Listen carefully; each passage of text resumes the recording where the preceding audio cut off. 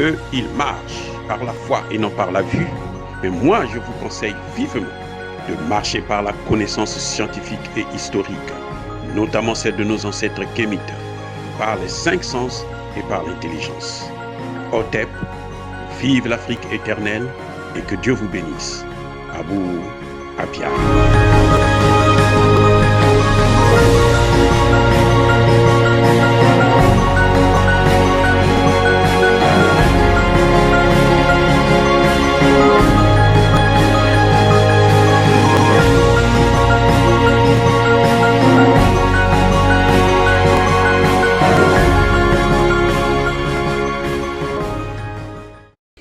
Hotep à tous, bienvenue sur la chaîne des panafricanistes, par essence, par conviction et par excellence.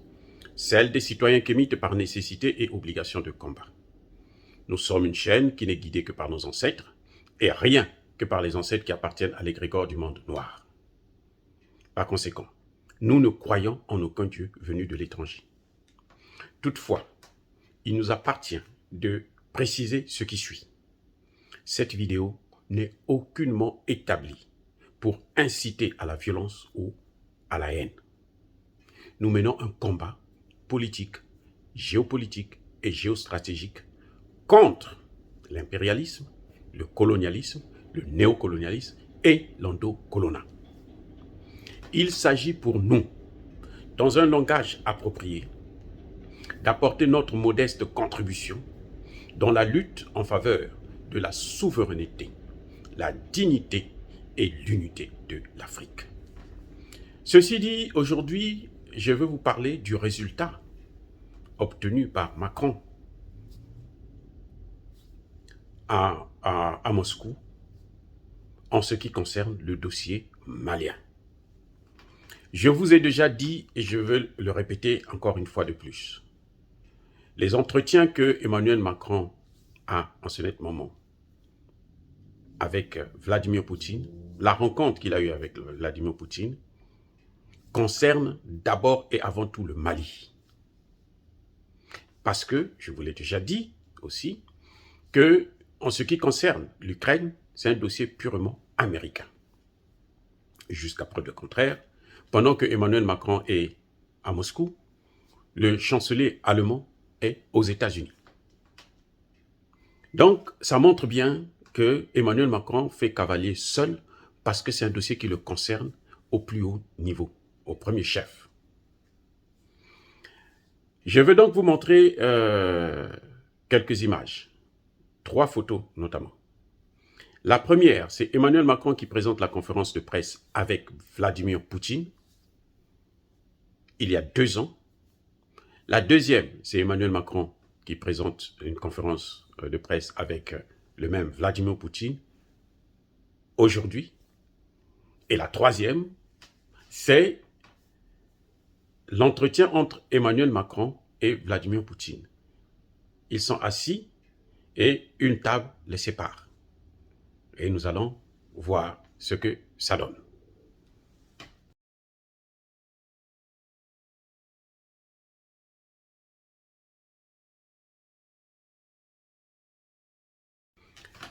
Bien-aimés frères et sœurs, vous avez pu le constater comme moi, que dans la première photo, Emmanuel Macron et Vladimir Poutine sont très proches. C'est peut-être 1 ou 2 mètres qui les séparent, c'est tout. Et par contre, la deuxième photo, c'est toujours une conférence de presse. Emmanuel Macron et la plus récente, celle d'aujourd'hui, Emmanuel Macron et Vladimir Poutine sont très éloignés, plus de 5 mètres. En politique, les signes ne trompent pas. Ça montre que même avant l'arrivée d'Emmanuel Macron, il savait qu'il n'obtiendra rien de Vladimir Poutine. Puisque Vladimir Poutine, qui a précisé dans les entretiens qu'ils ont eus lors de la conférence de presse, qu'ils ont parlé du dossier malien à plusieurs reprises, chaque fois qu'ils ont l'occasion de se parler ou de se rencontrer. Et je veux vous dire, dans la première photo, elle se passe il y a 2 ans. Il y a 2 ans, Emmanuel Macron était le maître du terrain au Mali et dans le Sahel. Il y a 2 ans, la Russie n'était pas impliquée dans la situation du Mali. Il y a 2 ans, Emmanuel Macron était le seul à régner dans le Sahel et notamment au Mali. Et cette fois-ci, depuis quelques mois, les Russes sont là. Donc, il y a quelque chose qui ne va pas. Les Français ne sont pas contents parce qu'ils sont en train de perdre. Ils ont perdu déjà la Centrafrique, ils vont perdre aussi le Mali. Et ils le savent, ils sont conscients de ça. Ils doivent partir du Sahel. Le sentiment anti-français est tellement fort qu'ils doivent partir du Sahel. Le sentiment anti-français, bien entendu, qu'ils ont eux-mêmes créé parce qu'ils ont tellement martyrisé les populations africaines que la jeunesse africaine ne veut plus encore négocier avec la France. La France a perdu le cœur des Africains.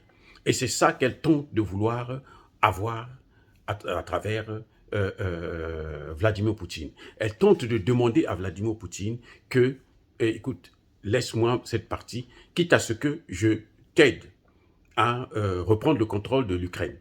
Or, il ne peut pas aider Vladimir Poutine pour prendre le contrôle de l'Ukraine.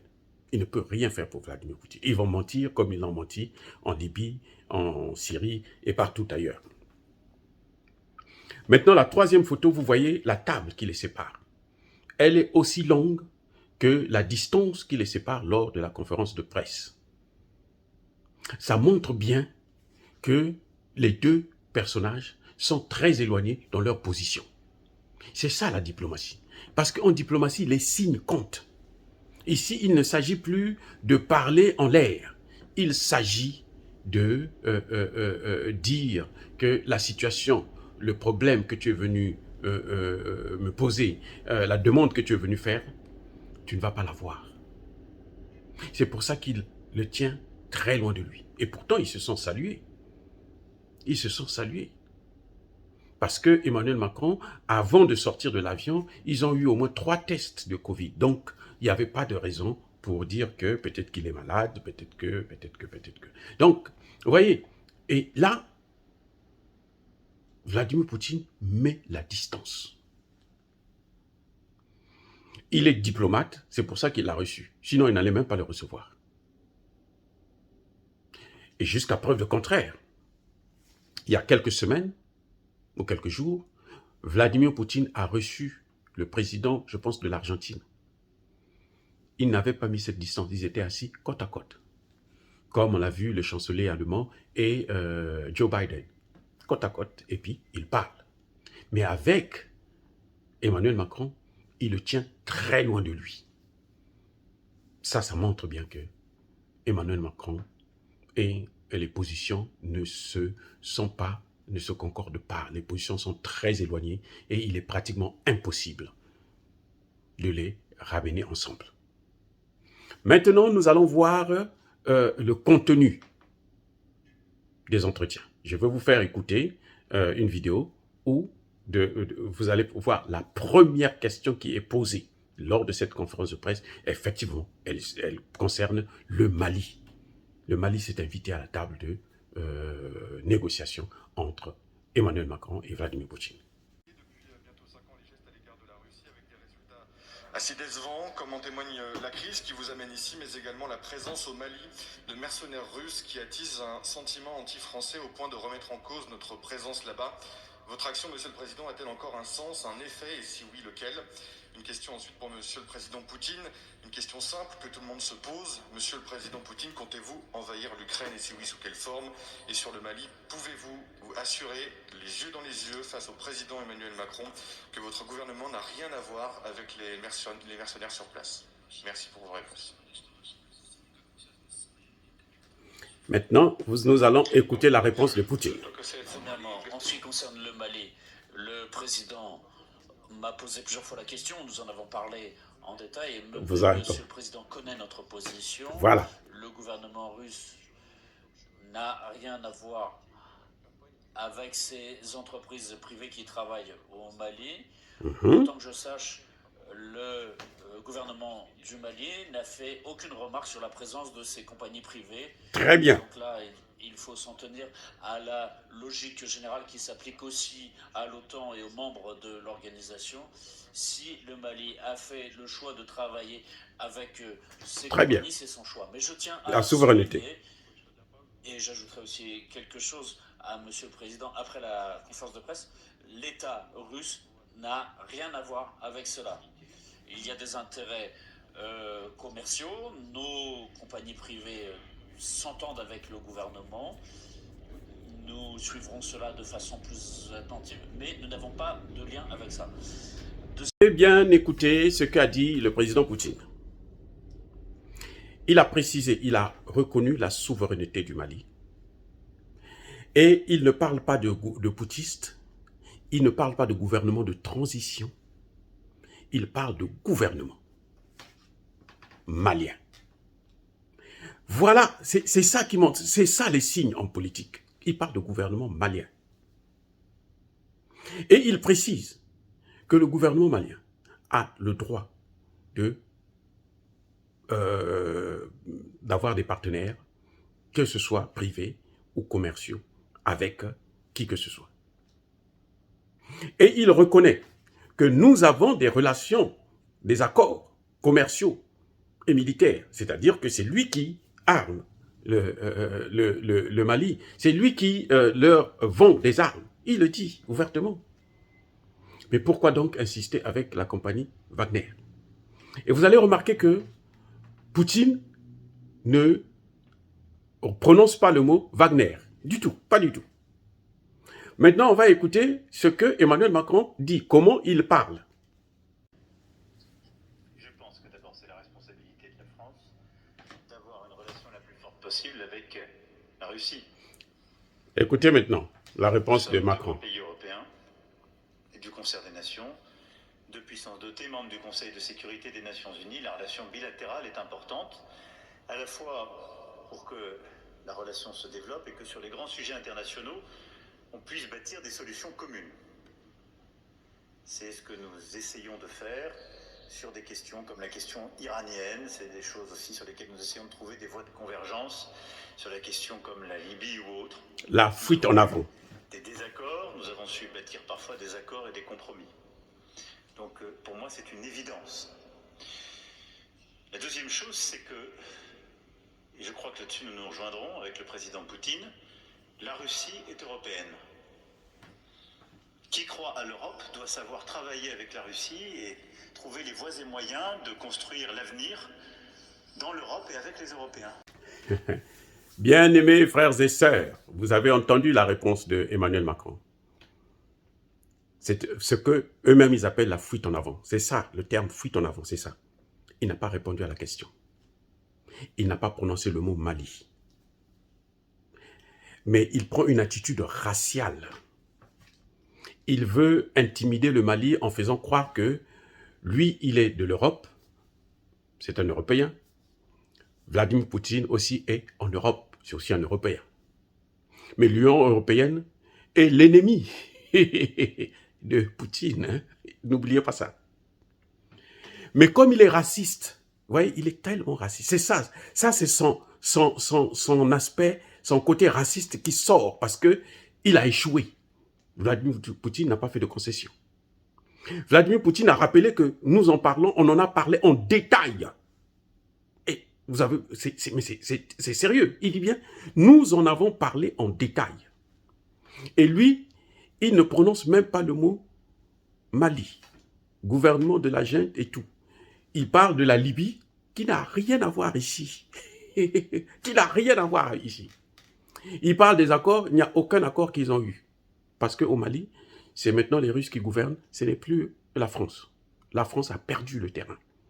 Les Européens ont perdu. C'est pour ça que vous l'entendez dire que la Russie est en Europe. Si vous voulez traiter avec la Russie, vous devez savoir aussi traiter avec les Européens. Ça, c'est le racisme. Pour dire que non, personne n'a le droit de traiter avec la Russie sans passer par l'Union européenne. C'est faux, archi faux. C'est faux. Bien aimé frère, c'est faux.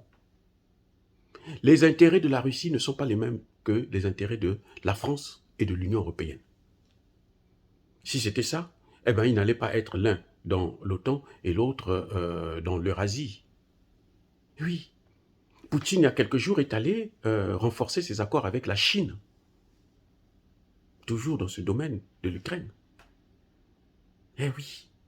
Donc Emmanuel Macron, vous voyez, c'est un raciste pur et dur. Parce qu'il pense que l'Europe, comme Poutine est blanc comme lui, donc on ne peut pas avoir des accords avec Poutine sans avoir de bons accords avec la France et avec les autres pays européens. C'est faux sur toute la ligne. Bonsoir, messieurs les présidents. Monsieur le président Macron, avec quelle casquette êtes-vous venu à Moscou aujourd'hui? Parlez-vous au nom de la France ou de tous les Européens? Le chancelier Scholz est actuellement à Washington. N'aurait-il pas mieux valu venir à deux, comme l'avaient fait François Hollande et Angela Merkel en 2015, pour montrer l'unité de l'Europe? Monsieur le président Poutine, Emmanuel Macron est-il pour vous le seul interlocuteur en Europe? Vous avez dit qu'il était un interlocuteur de qualité, ou le considérez-vous comme un intermédiaire pour faire passer des messages à tous les Européens? Et Monsieur Macron, si vous pouvez aussi nous donner la réponse sur la force Wagner qui a été évoquée tout à l'heure, nous donner votre avis sur l'implication de l'État russe. Très bien. Merci. Maintenant, écoutez la réponse de Poutine. Я уже сказал по поводу Вагнера. Я сказал, что российское государство к этому не имеет никакого отношения. Говорит совершенно ответственно. Без всяких задних договариваются. Un accord a été conclu entre les autorités maliennes et les compagnies privées. Ils sont satisfaits du travail. L'État russe ici n'y est pour rien. En ce qui concerne la première partie de votre question, Bien-aimés frères et sœurs, vous avez bien écouté la question. Madame a repris la première question qui avait été posée. Elle précise que Emmanuel Macron n'a pas répondu à la question. Pas du tout. C'est pour ça que je vous dis, c'est ça qu'on appelle la fuite en avant. Il n'a pas répondu à la première question. Parce qu'il est fâché, parce qu'il est déçu. Il est déçu de ce qui se passe. Il est déçu de sa rencontre avec Poutine. Il s'attendait à ce que, quand il arrive, que Poutine puisse lui ouvrir grandement les bras et l'embrasser et lui dire que bon, écoute, je te laisse le Mali, continue à détruire l'Afrique. Ce n'est pas le cas. Et Poutine reprend encore, il dit qu'il y a eu des accords. Des accords commerciaux, il l'avait déjà dit. C'est ce qui lui permet de vendre des armes au Mali. Mais aussi les compagnies privées qui ont signé des accords. Et ça ne regarde pas Wagner. Donc, il ne parle même pas de ça. Pour lui, il dit, il parle des compagnies privées. Il ne parle pas de Wagner. Vous voyez, Emmanuel Macron ne parle pas du Mali parce qu'il ne veut pas entendre parler du Mali. Et alors que c'est l'objet des discussions, puisque Poutine a dit qu'on en a parlé en long et en large. Et Poutine aussi, comme il ne connaît pas ce que c'est que Wagner, il ne parle pas de Wagner. On va maintenant écouter la réponse de Macron, s'il va dire quelque chose là-dessus. Différente. Sur Wagner, la réponse du président est claire. La France ne connaît que les États et la lutte contre le terrorisme. Et donc, nous prenons nos décisions au regard de nos relations avec des États souverains, avec un agenda qui est la lutte contre le terrorisme, et en étroite coordination avec la région, en l'espèce la CEDEAO et l'Union africaine. C'est ce que nous continuons de concerter, ce sur quoi nous tranchons. Voilà, bien-aimés frères et sœurs, vous voyez, ce qui se passe ici, là, on voit très bien que M. Macron est même embarrassé. Il n'aurait pas souhaité que l'on sache qu'il est venu pour négocier sur le Mali et qu'il a échoué. Il a évité encore une seconde fois de répondre à la question de Wagner, du gouvernement malien. Il ne parle pas du gouvernement malien, il préfère parler de la CEDEAO. Vous avez vu dans la première réponse, il a parlé de la Libye et des autres. Il n'a pas parlé du Mali. Mais il a oublié de vous dire une chose, c'est que la Libye, c'est la France qui a détruit la Libye. La France a été le premier pays, le pays qui a tenu mordicus qu'il faut aller faire la guerre en Libye et qu'il faut tuer Kadhafi. Alors que le Conseil de sécurité avait pris une résolution pour protéger les populations. Et ils sont allés pour faire la guerre et tuer Kadhafi. Et vous savez, ils avaient trompé Vladimir Poutine. Cette fois-ci, Vladimir Poutine ne va pas encore se faire tromper avec des baratins où il peut marchander. Aujourd'hui, Emmanuel Macron est prêt à sacrifier l'Ukraine pour qu'on lui laisse, pour que Poutine puisse quitter le Mali. Or, Poutine ne peut pas quitter le Mali. Certes, le Mali a des matières premières, l'uranium et autres, qui est important pour la France. Mais Poutine ne va pas leur laisser ça. Non, il ne peut pas laisser ça. Parce que s'il laisse ça, il va rendre forte la France et ses alliés. Donc, il a pris la place, j'y suis, j'y reste. Voilà, bien-aimés frères et sœurs, l'analyse que j'ai souhaité partager avec vous concernant cet entretien entre Vladimir Poutine et Emmanuel Macron. Est-ce que c'est attiser la haine ou inciter à la violence? Non. Ya ba colère ve, ya malembe. Nous sommes une force tranquille. J'ai dit.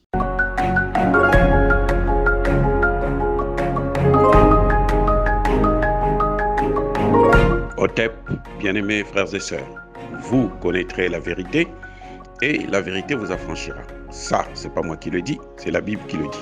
Mais moi, je vous dis mieux. Vous connaîtrez la vérité historique, notamment celle de vos ancêtres kémites, et vous aurez une vision globale de ce que c'est que la vraie souveraineté politique.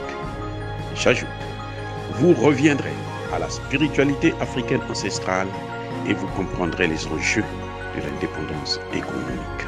Et pour terminer, vous accepterez votre identité culturelle kémite et vous obtiendrez deux choses. La première, c'est la paix. La seconde, c'est le développement, à une condition. L'unité de toute l'Afrique noire, l'unité de tous les Noirs du monde entier.